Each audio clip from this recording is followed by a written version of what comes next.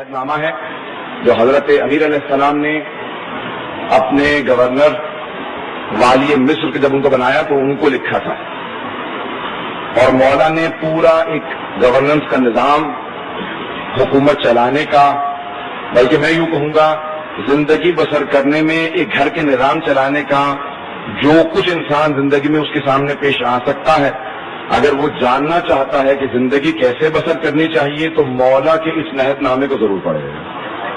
اس کو احساس ہوگا کہ مولا نے کیا لکھا ہے، کہ کیا کچھ ہونا چاہیے، زندگی کیسے بسر کرنی چاہیے۔ جناب مالک اشتغال حضران گرامی، ان کو مولا نے یہ عہد نامہ لکھا، اور اس عہد نامے کے اندر مولا نے تمام معاشرے کے جتنے گروہ ہیں سب کے متعلق کچھ نہ کچھ کہا ہے۔ میں نے صرف ایک جملہ انتخاب کیا، لیکن خطبہ مولا کا خط طولانی، جب موقع ملے تو ہر انسان چاہے ہر روز ایک سطر پڑھیں، ایک پیراگراف پڑھیں، پڑھتے رہیں، آپ کو احساس ہوگا اس میں کیا لکھا ہے۔ مولا نے کہا ہے مالک، میں نے تمہیں اپنا نمائندہ بنایا، میری طرف سے مصر والوں کے اس وقت تم گورنر ہو، تم والی ہو، اکیلے جا رہے تھے تو مولا نے ان کو خط لکھا کہ کیسے لوگوں سے ملنا، کیسے لوگوں کے ساتھ پیش آنا۔ کہ مالک ایک بنیادی اصول اپنے دامن سے باندھ لو، اس کے بغیر کسی سے پیش مت آنا۔ الناس اما اخ لک فی الدین اور نذیر کا فی الخلق۔ مالک جتنے لوگوں سے مصر میں ملو گے، یا وہ تمہارا ایمان میں بھائی ہوگا یا پھر تمہاری ہی طرح اللہ کی مخلوق ہوگا۔ اگر ایمان میں بھائی ہے تو پھر بھائی کے ساتھ سلوک کیسا ہونا چاہیے، اور اگر وہ مخلوق خدا ہے، چاہے ایمان نہ رکھتا ہو، انسان سمجھ کے پیش آنا۔ بہت بڑا جملہ مولا کا۔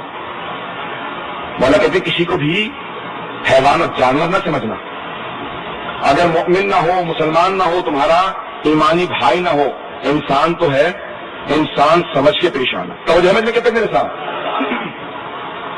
اللہ نے گرامی جناب مالک کے اشتہ سے کہا کہ مالک لوگوں سے سختی سے پیش مت آنا، توندی مت کرنا۔ اگر کبھی کسی کا عیب دیکھ لو تو جیسے تم اللہ سے توقع رکھتے ہو کہ اللہ تمہارے عیبوں کو چھپاتا رہے، تم حاکم کی حیثیت سے لوگوں کے عیبوں پہ پردے ڈالنا، آشکار نہ کرنا۔ حاکم جب لوگوں کے عیب چھپاتا ہے تو اللہ روز قیامت اس پہ رحم کرتا ہے۔ مالک پردہ پوشی کرنا، اللہ ستار العیوب ہے، اللہ عیبوں کو چھپاتا ہے۔ کبھی کوئی گناہ بھی کر لیتا ہے تو اللہ بیان نہیں کرتا اس نے گناہ کیا۔ مالک حاکم کے طور پہ کبھی بھی کسی کی دل آزاری نہ کرنا، سردنش نہ کرنا۔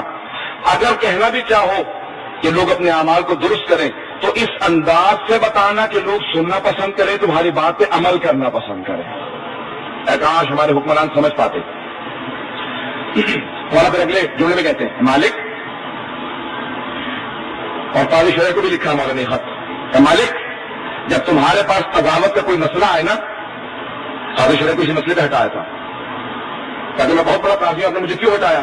تو مولا نے کہا دیکھ، جب میں دیکھ رہا تھا نا تیرے پاس ایک ملزم کو پیش کیا گیا، مجرم کو نہیں۔ جب تک جرم ثابت نہ ہو تب تک الزام ہے، مجرم نہیں ہے۔ تو میں نے محسوس یہ کیا تو اس سے اونچی آواز سے بات کر رہا ہے۔ جب تو حاکم کی نشست پہ بیٹھا ہے اور لوگوں سے اونچی آواز سے روب سے بات کرتا ہے تو ان کے دل میں خوف پیدا ہونے لگتا ہے، وہ اپنے ثبوت بے گناہی کے پیش کرنے میں کوتاہی کرنے لگتے ہیں۔ کہ خبردار جب تک جرم ثابت نہ ہو جائے کبھی سختی سے پیش مت آنا۔ کہ تم میرے نمائندے ہو، کبھی کسی کو اپنے منصب اور عہدے سے خوف مت دلانا، لوگوں کے ساتھ اللہ کا خوف رکھتے ہوئے پیش آنا۔ پتہ نہیں میں پیش کر پا رہا ہوں یا نہیں پیش کر پا رہا ہوں۔ تو اللہ کے نام میں آج جتنے بھی جملے مولا کے جتنے بھی ہیں مسلسل میں اسی کو پیش کروں گا۔ اللہ کے نام مولا کا عہد نامہ سب اہم، ایک ایک نقطہ اہم۔ مولا فرماتے ہیں اے مالک جب صحبت اختیار کرنے پہ آؤ تو علماء کی صحبت میں بیٹھنا، سیکھتے بھی رہو گے، اور جب معاشرے میں کوئی بات پھیلانا چاہو، کوئی اچھی بات رائج کرنا چاہو تو یاد رکھنا علماء کے ذریعے تمہاری باتیں معاشرے میں رائج ہوں گے۔ مجالست اختیار کرنا، صحبت اختیار کرنا تو علماء کی۔ اور جب بھی مشورہ لو وشاور الحکماء تو عقل مندوں سے مشورہ لینا، کیونکہ ان کے حکمت آویز مشورے تمہیں ترقی عطا کریں گے۔ مالک ایک بات یاد رکھنا، یہ دنیا فنا ہو جانے والی ہے، اس سے کبھی دل نہ لگانا.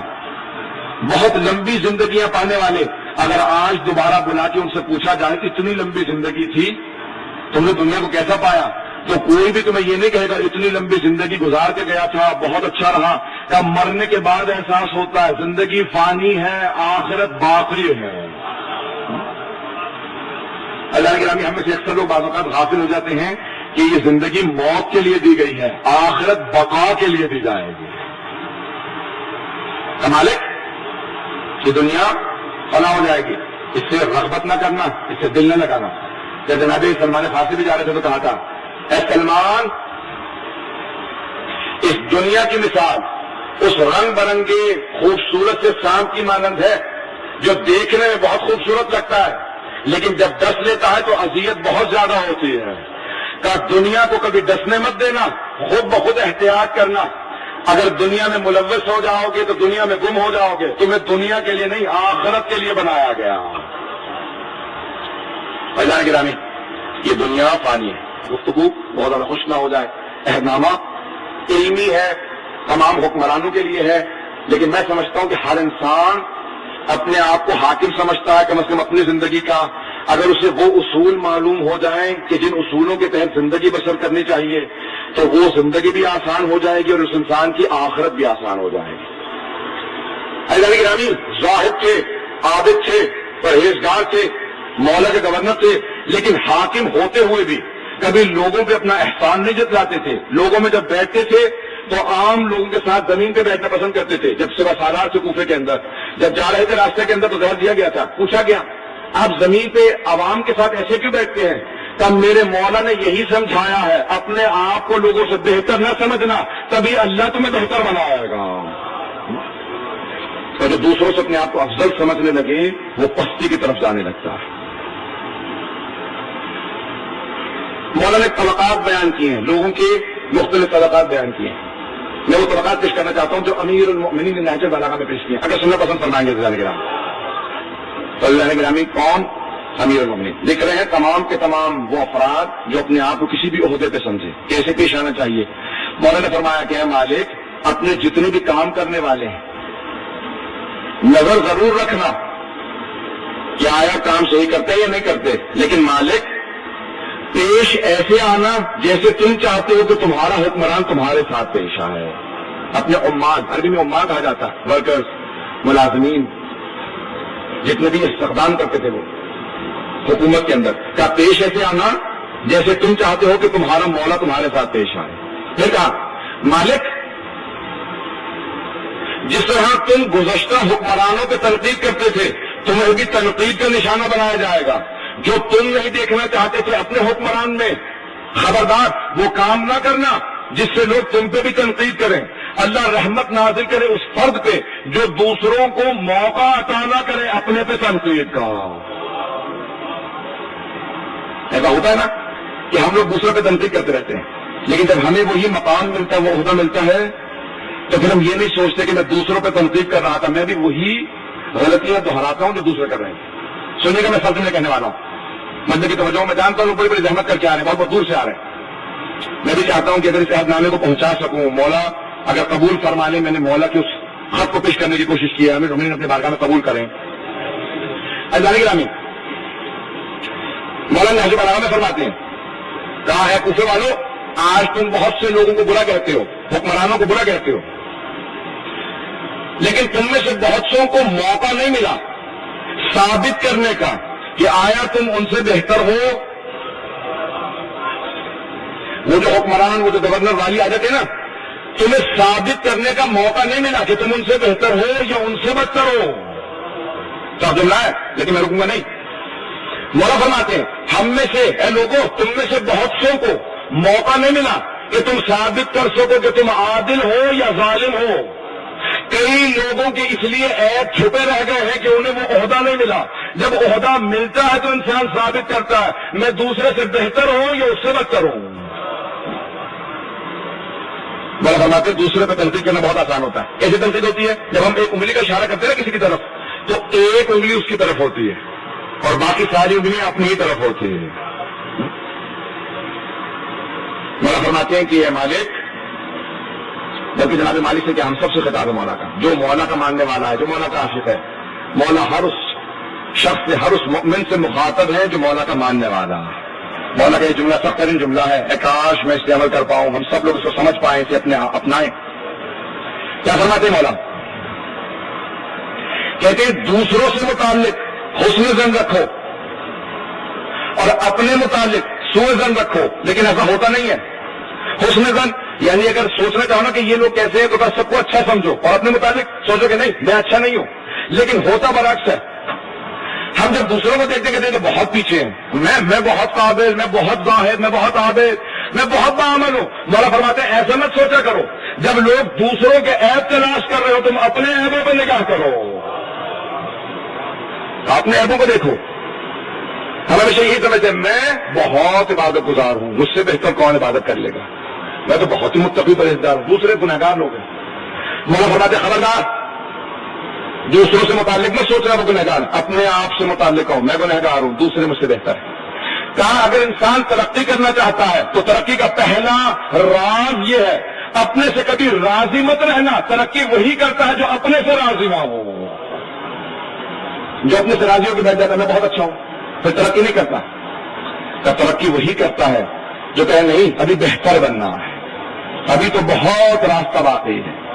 توجہ ملنے کی میرے ساتھ زیادہ سخت گفتگو تو نہیں ہے، اتنا عظیم یہ عہدنامہ۔ مولا فرماتے ہیں معاشرے کے اندر مختلف طبقات پائے جاتے ہیں، مالک وہ طبقہ جو محرومیت کا شکار ہے انہیں محروم نہ رکھنا، اگر دینے کے لیے کچھ نہ ہو تو توجہ ضرور دینا، انہیں محبت ضرور دینا، کیونکہ محروم جس کے پاس کچھ نہیں ہوتا، جو غریب ہوتا تو وہ بعض اوقات تھوڑی سی محبت سے راضی ہو جاتا۔